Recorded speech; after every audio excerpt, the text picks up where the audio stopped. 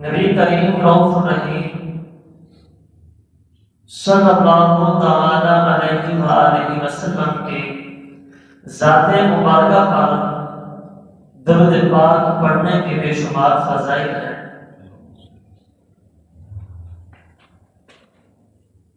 فرمایا کہ جو مجھ پر کثرت کے ساتھ درود پاک پڑھے گا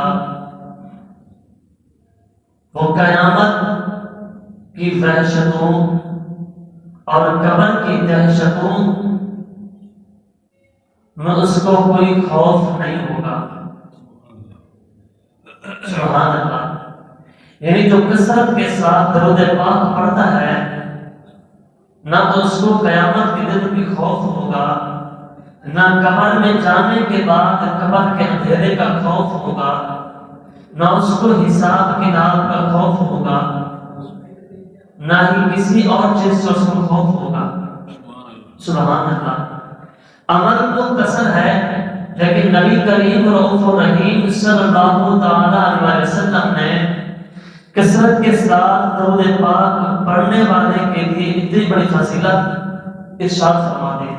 ہم پچھلے جمعے کو حضرت نوح علیہ السلام کے بارے میں ہم نے سنا تھا کہ جب بت پرستی کی وبا پھیلنے لگی، رب کی توحید نہ ہونے لگی، لوگ رب کو بھول گئے، بتوں کی عبادت میں لگ گئے، تو رب تبارک و تعالی نے حضرت نوح علیہ السلام کو بھیجا۔ فرمایا وَلَقَدْ أَرْسَلْنَا نُوحًا، ہم نے نوح کو بھیجا۔ حضرت نوح علیہ السلام دنیا میں تشریف لائے اور 40 سال کی عمر میں حضرت نوح علیہ السلام کو رب تبارک و تعالی نے نبوت سے سرفراز فرمایا۔ 40 سال کی عمر میں جب آپ کو نبوت ملی تو آپ نے رب تبارک و تعالی کے پیغام کو دوسروں تک پہنچانے کی کوشش کی۔ قرآن مجید فرقان حمید نے بیان فرمایا کہ قال ربی انی دعوت قومی لیلا و نہارا۔ حضرت نوح علیہ السلام نے اپنی قوم کو دن اور رات دونوں میں اپنی قوم کو رب تبارک و تعالی کی توحید کی دعوت دی۔ لیلا و نہارا، لیل کہتے ہیں رات کو، نہار کہتے ہیں دن کو۔ دن اور رات کی محنت کی اپنی قوم کو بت پرستی سے روکنے کی اور رب تبارک و تعالی وحدہ لا شریک کی عبادت کے لیے اپنی قوم کو سمجھاتے رہے۔ صلی اللہ تعالی علیہ وسلم کے صحابی رسول سے روایت فرماتے ہیں کہ فرمایا حضرت نوح علیہ السلام رب تبارک و تعالی کی عبادت کا پیغام لوگوں تک پہنچاتے رہے، یہاں تک کہ 1 صدی گزر گئی، 2 صدی گزر گئی، 3 صدی گزر گئی، یہاں تک کہ 9 صدیاں گزر گئی۔ 950 سال کے عرصے میں حضرت نوح علیہ السلام اپنی قوم کو دعوت توحید دیتے رہے، اپنی قوم کو دن رات سمجھاتے رہے۔ 950 سال کا عرصہ گزرتا چلا گیا، لیکن آپ پر جو ایمان لائے وہ 80 لوگ صرف ایمان لائے۔ اللہ اکبر۔ 950 سال یہ کہنا بڑا آسان ہے، 950 سال تک رب کی توحید کا اعلان کرنا، بتوں کی عبادت سے روکنا، وحدہ لا شریک کی عبادت کا درس دینا، 950 سال کا عرصہ ایک بڑا مشکل کام ہے۔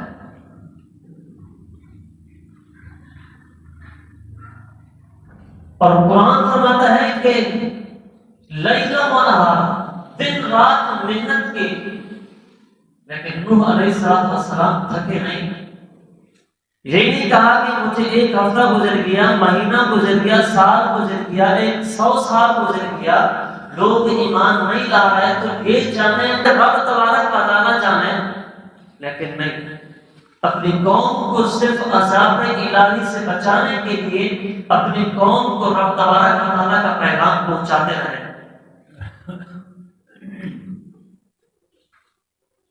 اپنی قوم کو یہ بتاتے رہے کہ جناب جن بتوں کی تم عبادت کر رہے ہو، عبادت کا مستحق یہ بت نہیں ہے، عبادت کا مستحق رب تبارک و تعالیٰ ہے۔ کہ جیسے ایک انسان کے دو باپ نہیں ہو سکتے، ایک انسان کی دو ماں نہیں ہو سکتی، ایک انسان کی دو جانیں نہیں ہو سکتی، ایک انسان کے دو جسم نہیں ہو سکتے، دنیا کے اندر ایک سورج کے علاوہ دوسرا سورج نہیں ہو سکتا، ایک چاند کے علاوہ دوسرا چاند نہیں ہو سکتا، تو پھر عبادت میں ایک رب کے علاوہ دوسرا رب کیسے ہو سکتا ہے؟ جیسے تمہارا جسم ایک ہے، تمہارا باپ ایک ہے، تمہاری ماں ایک ہے، سورج ایک ہے، جسم ایک ہے، اسی طرح وحدہ لا شریک بھی ایک ہے۔ جس نے تمہیں آنکھیں دی ہیں، جس نے تمہیں جسم اتنا تمہارا بڑا جسم بنایا ہے، تمہیں سوچنے کے لیے دماغ دیا ہے، تمہیں بولنے کے لیے زبان دی ہے، تمہیں چلنے کے لیے قدم دیے ہیں، وہ صرف ہستی ہے تو وحدہ لا شریک کی ہستی ہے۔ اگر تم نے عبادت کرنی ہے تو رب تبارک و تعالیٰ کی عبادت کرو، ان بتوں کی عبادت نہ کرو۔ جب آپ کی قوم تک یہ پیغام توحید پہنچا تو آپ کی قوم بجائے اس کے کہ حضرت نوح علیہ السلام کے حکم کو تسلیم کرتے اور وحدہ لا شریک کی عبادت کرتے، لیکن آپ کی قوم نے آپ کو ڈرانا شروع کر دیا۔ ایک مقام پر فرمایا کہ قالوا لئن لم تنتهِ یا نوح لتكونن من المرجومین، اے نوح ہمیں آپ رب کی توحید کی دعوت نہ دیں وگرنہ ہم تمہیں پتھر مار مار کر تمہیں شہید کر دیں گے۔ اللہ اکبر۔ ان 950 سال کا عرصہ گزرنے کے بعد بھی آپ کی قوم کا جواب یہ ہے لئن لم تنتهِ یا نوح لتكونن من المرجومین، اے نوح اس سے باز آ جاؤ ورنہ ہم تمہیں پتھر مار کر شہید کر دیں گے۔ کس سے باز آنے کا کہا؟ کہ رب کی توحید کا پیغام ہمیں نہ سناؤ، رب کے عذاب آنے کا پیغام ہمیں نہ سناؤ۔ حضرت نوح علیہ السلام نے رب تبارک و تعالیٰ کا جب پیغام دیا، نوح آپ کی بات کو تسلیم کرتے ہیں، رب وحدہ لا شریک کو ایک مانتے ہیں، ہمیں کیا ملے گا؟ فرمایا یغفر لکم من ذنوبکم، تمہارے گناہوں کو رب تبارک و تعالیٰ ختم کر دے گا۔ جیسے ایک انسان پیدا ہوتا ہے تو اس کے کسی نامہ اعمال میں کوئی گناہ نہیں ہوتا، تمہارے تمام کے تمام گناہوں کو رب تبارک و تعالیٰ بخش دے گا۔ یغفر لکم من ذنوبکم، دوسرا کیا ہوگا؟ وَيُؤَخِّرْكُمْ إِلَىٰ أَجَلٍ مُّسَمًّى، کہ اتنے عرصے تک تم نے رب کے ساتھ بتوں کی عبادت کی ہے، جو تم پر عذاب آنے والا ہے اس عذاب کو رب تبارک و تعالیٰ روک دے گا۔ لیکن حضرت نوح علیہ السلام کے اس پیغام کو لانے کے بعد انہوں نے حضرت نوح علیہ السلام کو دھمکیاں دی، ڈرانا شروع کیا اور آپ کو کہا کیا، یہ کہنے لگے کہ جناب ایک پوری امت ایک طرف ہے، ہم بتوں کی عبادت کر رہے ہیں، تم اکیلے ایک طرف چل رہے ہو، تم ہمیں یہ کہتے ہو کہ وحدہ لا شریک بھی اور ہستی ہے، ہمیں جس نے پیدا کیا ہے وہ بھی اور ہے، یہ بت نہیں ہے، یہ عبادت کے مستحق نہیں ہے، تم اکیلے اس بات کو کہہ رہے ہو، جبکہ ہم اتنا بڑا مجمع، اتنی بڑی قوم اس بت کی عبادت کر رہے ہیں، ہمیں تو کبھی کسی نے نہیں کہا، تم اکیلے ہو تو لہٰذا تم اکیلے کون ہو؟ قرآن مجید فرقان حمید نے اس بات کو ذکر کیا، فرمایا کذبت قبلہم قوم نوح فکذبوا عبدنا وقالوا مجنون وازدجر، وہ کہنے لگے نوح تم پاگل ہو، تم بے وقوف ہو، ہم سیدھے راستے پر چل رہے ہیں، تم بے وقوف ہو، تم جو ہے وہ پاگل ہو۔ آپ کی قوم نے آگے کیا کہا؟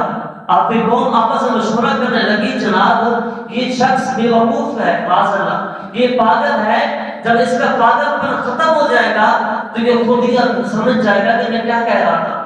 ایک مدت تک دیکھ لیتے ہیں، اگر یہ اپنے اس قول سے رجوع نہیں کرتا، معافی توبہ نہیں کرتا تو پھر ہم اس کو قتل کر دیں گے۔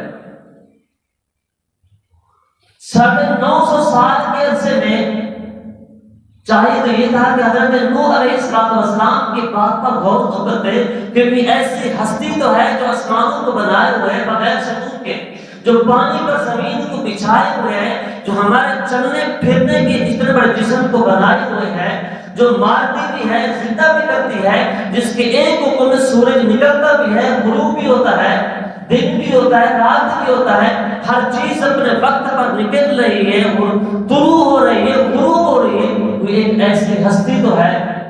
غور و فکر کرتے ہیں، لیکن غور و فکر کرنے کی بجائے حضرت نوح علیہ السلام کو ڈرانے دھمکانے لگے۔ جب حضرت نوح علیہ السلام کو ڈرایا دھمکایا تو حضرت نوح علیہ السلام نے پھر بھی اپنی قوم کو دعوت تبلیغ دی، بڑا صبر اور تحمل کیا کہ میں تمہیں جو دعوت دے رہا ہوں اس میں مجھے کوئی اثر نہیں ملے گا، مجھے کوئی مال و دولت دینے کی نہیں ملے گی، کہ میں تمہیں جو ہے وہ ایک پیغام پہنچا رہا ہوں تو مجھے کوئی ڈالر ملیں گے، رقم ملے گی، پیسہ ملے گا، مال ملے گا، ایسا کچھ بھی نہیں ہے۔ یہ جو میں تمہیں پیغام پہنچا رہا ہوں اس کا اجر صرف مجھے میرا رب تبارک و تعالیٰ دے گا۔ دلائل دینے کے باوجود بھی قوم نے نہ مانا۔ جب انہوں نے کہا کہ نوح تم پاگل ہو، تم بے وقوف ہو، تو حضرت نوح علیہ السلام نے فرمایا یہ بتاؤ اگر تمہارے اندر کوئی پاگل شخص ہو کیا تم اس کو وزیر مشیر بناؤ گے، اس کو صدر بناؤ گے؟ انہوں نے کہا نہیں۔ کہا کہ جب تم لوگ ایک پاگل کو صدر نہیں بناؤ گے، وزیر مشیر نہیں بناؤ گے، اگر میں پاگل ہوتا، میں تمہارے کہنے کے مطابق بے وقوف ہوتا تو کیا رب تبارک و تعالی نبوت کا تاج میرے سر پر رکھتا؟ تو پتا چلا تو تم کہہ رہے ہو، جھوٹ کہہ رہے ہو کہ میں پاگل ہوں، میں بے وقوف ہوں، تم جھوٹ کہہ رہے ہو، کیونکہ رب تبارک و تعالی نے مجھے نبوت سے سرفراز فرمایا۔ فرمایا یا قوم لیس بی ضلالۃ، اے میری قوم میں گمراہ نہیں ہوں، ولکنی رسول من رب العالمین، جو عالمین کا رب ہے میں اس کا رسول ہوں۔ حضرت نوح علیہ السلام پر 3 اعتراض کیے، ان 3 کی وجہ سے وہ ایمان نہیں لائے، اور یہی سلسلہ چلتا ہوا آ رہا ہے۔ میرے نبی کریم رؤوف رحیم دنیا میں تشریف لائے تو کفار قریش نے بھی اعتراض کیے۔ وہ اعتراض کیا تھے؟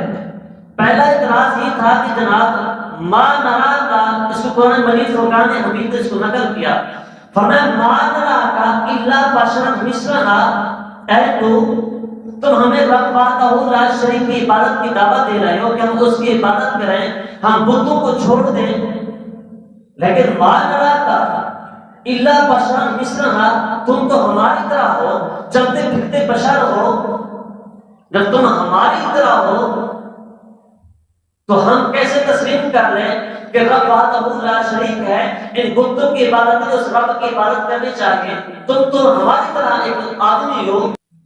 دوسرا اعتراض وَمَا نَرَاكَ اتَّبَعَكَ إِلَّا الَّذِينَ هُمْ أَرَاذِلُونَا، اے نوح اگر تم رب کے نبی ہوتے تو یہ جن لوگوں نے تم پر کلمہ پڑھا ہے یہ تو گھٹیا قسم کے لوگ ہیں، مطلب یہ تو غریب لوگ ہیں، پیشے کے حوالے سے بھی غریب ہیں، مال و دولت کے حوالے سے بھی غریب ہیں۔ اگر تم رب کے نبی ہو تو تم پر تو بڑے بڑے لوگ جو ہے وہ سردار کلمہ پڑھ دے، جن لوگوں نے کلمہ پڑھا ہے وہ تو گھٹیا قسم کے لوگ ہیں، گھٹیا پیشہ کرتے ہیں۔ تیسرا اعتراض کیا؟